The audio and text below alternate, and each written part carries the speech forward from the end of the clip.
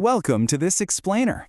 We've all sat in classrooms. Some of them we absolutely dreaded, literally counting the seconds until the bell rang. But others, we genuinely couldn't wait to get there. So today, we're taking a seemingly simple narrative about a Class 10 English lesson and putting it under a microscope to figure out why. We're gonna uncover the mechanics of a perfect learning moment. We'll look at the psychology, the environment, and the emotional journey of a student to see exactly how this educational magic happens. Let's dive right into the core question that every educator and honestly, every lifelong learner wrestles with. What transforms a learning environment from a place of pure obligation into a place of genuine joy? Like, what exactly makes a student genuinely happy to go to class? Think back to the last time you felt that kind of eager, buzzing energy before a meeting or a learning section. To really understand the mechanics of that joy, we first need to establish the baseline of our main subject, a student named Maruf. So meet Maruf. The text tells us he's a Class 10 student, and just like millions of students around the world, he does the daily grind. He goes to school every single day. This is his standard routine, his status quo. And let's be honest with ourselves, for a lot of us, that routine can easily become just a blur of going through the motions. When you do the exact same thing day in and day out, the brain naturally just flips over to autopilot. But establishing this mundane baseline is absolutely critical because it sets us up to fully appreciate the massive shift that's about to happen. Now, check out this contrast. Today is different. The text explicitly tells us today he is very happy because he has an English class. Think about the power of that statement for a second. The routine is completely disrupted, but not by a field trip or a pep rally or a snow day.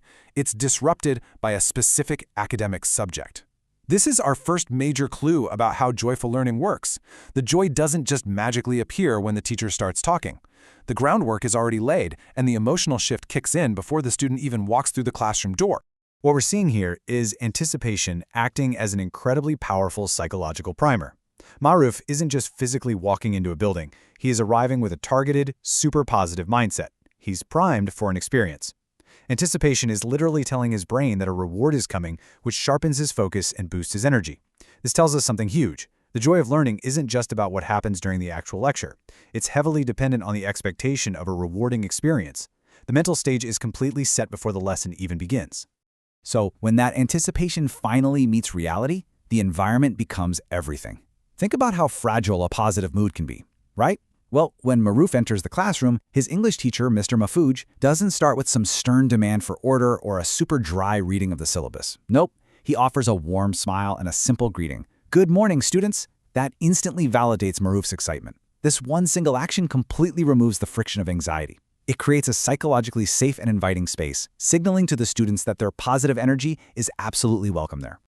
And that simple warm greeting, it prompts an immediate, unified response from all the students. "Good morning, sir." Just look at that dynamic. The classroom instantly transforms. It's no longer just a room full of isolated individuals waiting around for instructions. It's a micro-community, completely synchronized and ready to participate. A positive greeting fosters instant engagement and aligns everyone's focus. The energy in the room is now shared, creating this collective momentum that acts as the perfect launchpad for actual learning. This positive energy immediately fuels the lesson itself. Let's look at this rapid-fire sequence. The teacher writes words on the whiteboard, asks for the names of the words, Maruf's hand shoots up, and boom, he nails it. We move from a warm greeting straight into academic action with just beautiful efficiency. The teacher capitalizes on that primed environment, seamlessly shifting the classroom from a social space into a highly focused intellectual one, and he does it without losing a drop of that initial positive momentum. Let's zoom in on that second step for a minute. Mr. Mahfooj asks, "Can you tell me the names of these words?" This is a masterful move. He's not just spoon-feeding them information or launching into a heavy lecture. He's issuing a low-stakes challenge that invites the students to basically co-create the lesson. This shifts the whole room into a state of active recall. It's a massive signal of trust. He's inviting them to step up, test their knowledge, and take true ownership of the moment. It completely turns the students from passive observers into active participants. And here we see the immediate result of that. Maruf's physical reaction, raising his hand quickly, proves that all that earlier anticipation has successfully transformed into sharp alertness. That anticipation we were talking about earlier? Here it is, paying off in real time. Because he feels psychologically safe, Maruf is totally willing to take a risk, engage, and put himself out there. And he answers correctly. The environment Mr. Mahfouz created allowed Maruf to confidently step right from eager expectation into an active, successful demonstration of his knowledge. Now, the climax of this interaction reveals a highly effective twofold reward system. First, you get authoritative validation. The teacher praises him. Second, you get supportive peer reinforcement. The class claps happily. It's a double dose of positive feedback. Maruf isn't just correct, he is being celebrated by both his mentor and his peers. And for us as social creatures, this combination is incredibly powerful. It cements the positive experience of participating, which basically ensures that the next time a challenge comes up, the students are going to be just as eager to jump right in. But learning doesn't just happen in a vacuum. It's a deeply social experience. The resolution of this short narrative shows us the lingering positive aftermath. After the lesson, Maruf talks with his friends and they feel excited. The joy of learning doesn't just mysteriously switch off when the bell rings.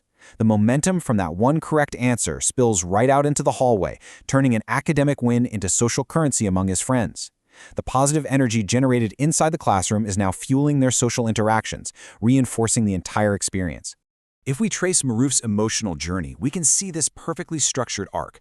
It starts in the morning with him feeling happy, totally driven by anticipation. Then, during the class, he transitions to being alert, driven by the active challenge and that safe environment we talked about. And finally, after the lesson, he is excited, driven by the shared success and peer interaction. It's a complete, beautiful cycle of positive educational engagement. It flows seamlessly from internal expectation to external action and right back to internal satisfaction. So, why does this excitement actually last? Well, the text gives us the ultimate payoff, because they have learned something new. I mean, the praise and the clapping were great, sure, but they're just vehicles. They're extrinsic rewards that kind of support the journey. The real root source of their enduring joy is the intrinsic reward of expanding their own minds. It's the thrill of understanding something about the world that they literally didn't know an hour ago. That right there is the core engine of lifelong learning, the pure satisfaction of cognitive growth. As we wrap up this explainer, I really want to leave you with this thought. How often do we get so bogged down by metrics and grades and endless daily routines that we just forget the pure, intoxicating thrill of simply learning something new? Maruf's story is a pretty incredible reminder that when we pair a safe environment with positive reinforcement, education isn't a chore at all, it's an absolute joy.